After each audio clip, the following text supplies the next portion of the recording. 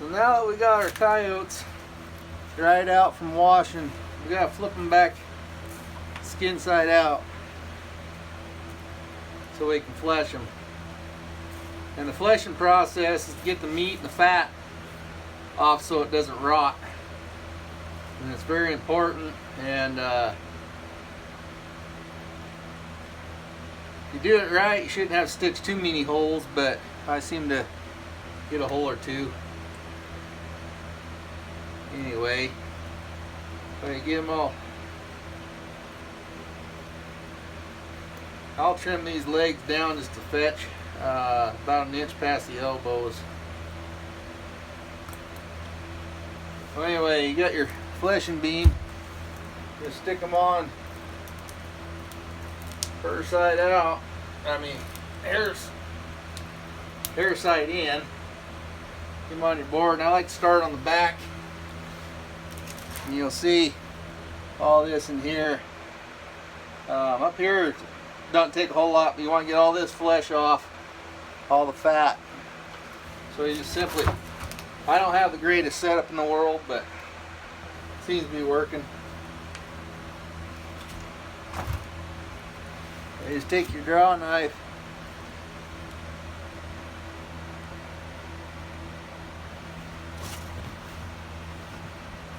and just start pushing that fat and that skin off there. That skin, the flesh off the skin. I like to keep me a couple little paper towels handy just to clean off the knife. Now this is a dull knife, so you're just using the edge of it to push the fat off your hide. So what you end up with is this is fleshed right through here. And you just push it on down across the back. So I'll get a little more done on it and we'll turn it. See, it comes off fairly easy. I like to turn it to the legs. One leg on the side of the critter.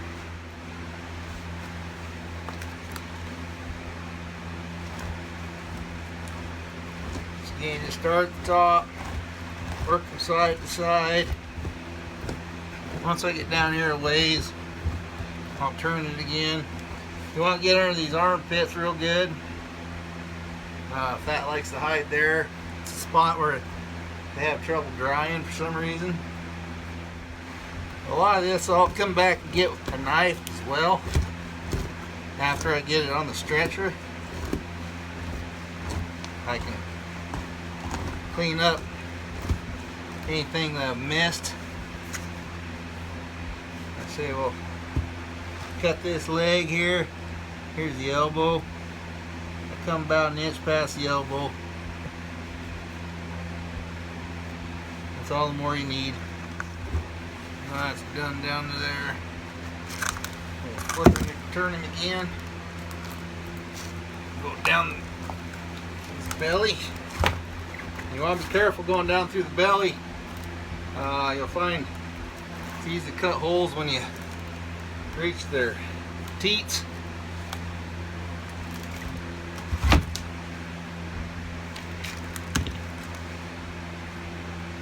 Start at the top again. Work your way down. I just keep turning them, working it all down. You know, come to that leg, come to the elbow, about an inch up. Okay, that's all the more we need. Now, the reason I'm making these videos is the old man that showed me how to trap. He just asked me to pass on the information to hopefully teach some newcomer how to trap so the tradition don't die. And he passed away here a few years ago.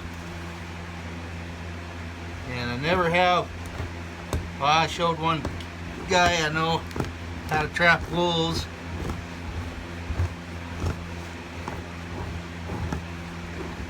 But never have really got a chance to pass it on yet.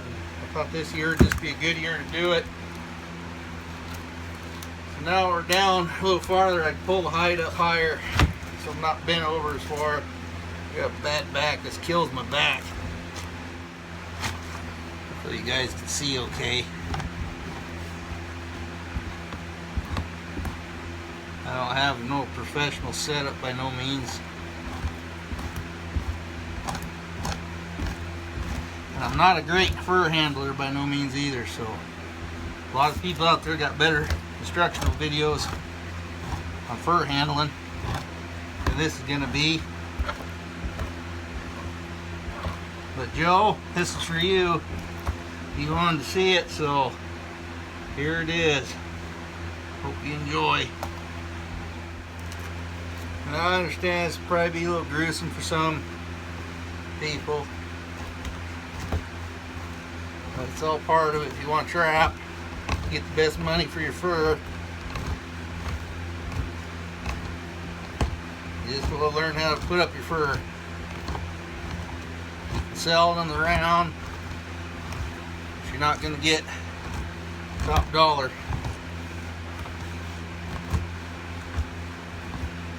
Which there's nothing wrong with that. And there's guys out there that'll pay you a fair price for on the round coyotes.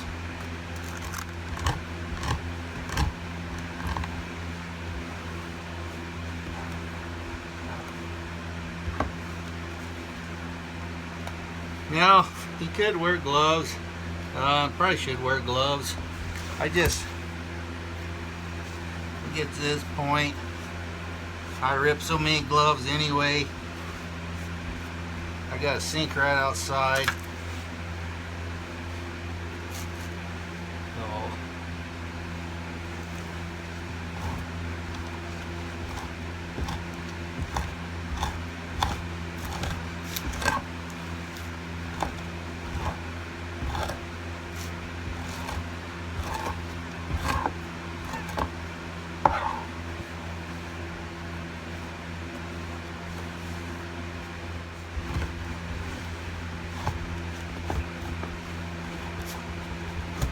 So this part here, if you cut it off, don't worry about it.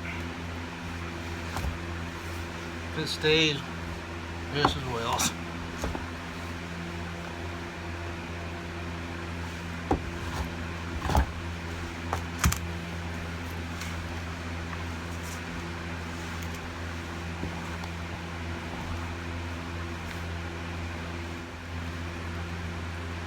We are just about done fleshing him.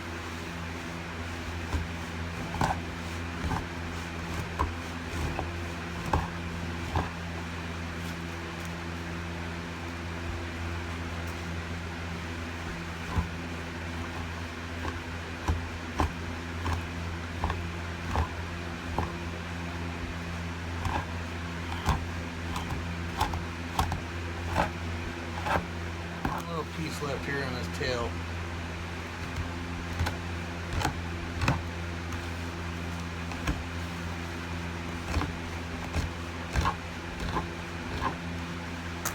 There. On to the next part, boarding him.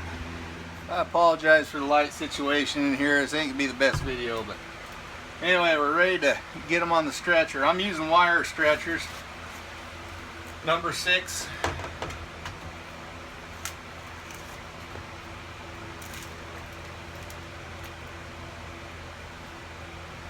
When you get them on your stretcher, it's very important to get them squared up. This is what's going to help your fur take shape. And this is where you really make your money when you're putting up your own fur.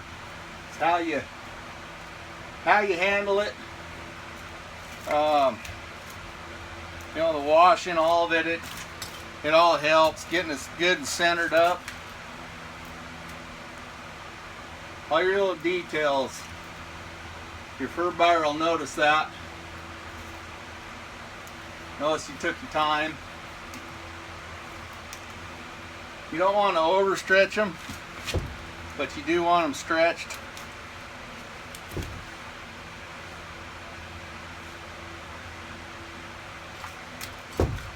Oh, he looks pretty centered there. You just pin.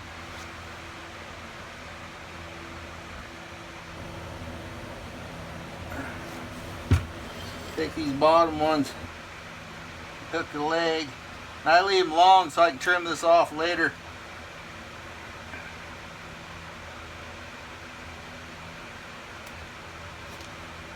Get them hooked, pull them tight. Flip them around. We'll do the tail as well.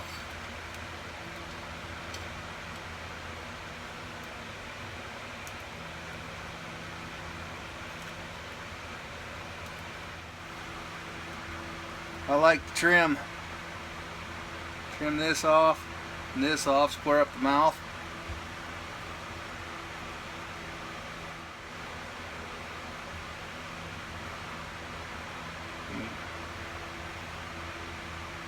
This will allow it to dry a little better.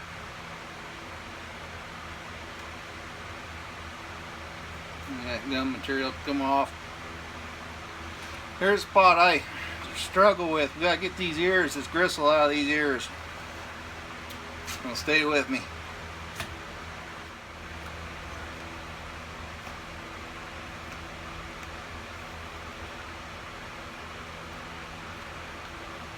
Then turn that ear inside out.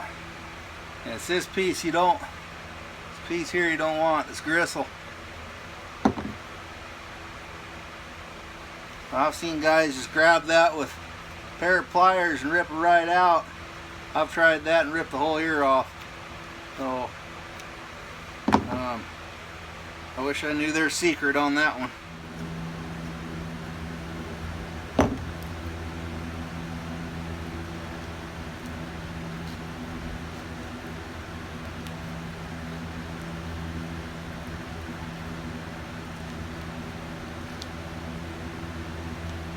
Yeah, I apologize, this lighting's not the best, so hopefully this gets you what you're wanting, Joe. You can just pull that cartilage right out of there. Now we got a nice, a little more trimming.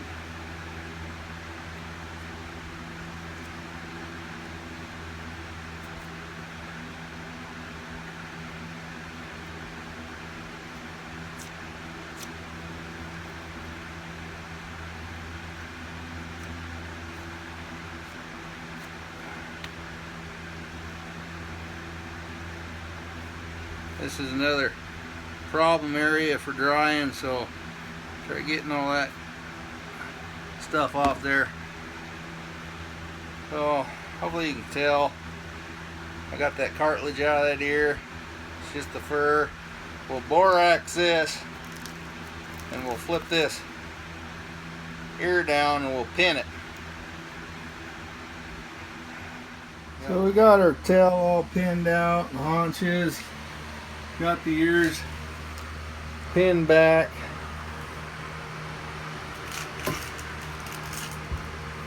We got the front legs pinned up and boarded. And we pinned the lower legs. And all that pinning, there's a little cleaning left. I'll cut that off there. All that pinning does just makes a better display for the fur buyer, which is going to fetch you a little better price. So anyway, I'll get that in front of the fan. We'll get it turned. Then it'll look like them ones over there. That'll take a couple days. And then we can brush them out and hang them up there. So stay tuned.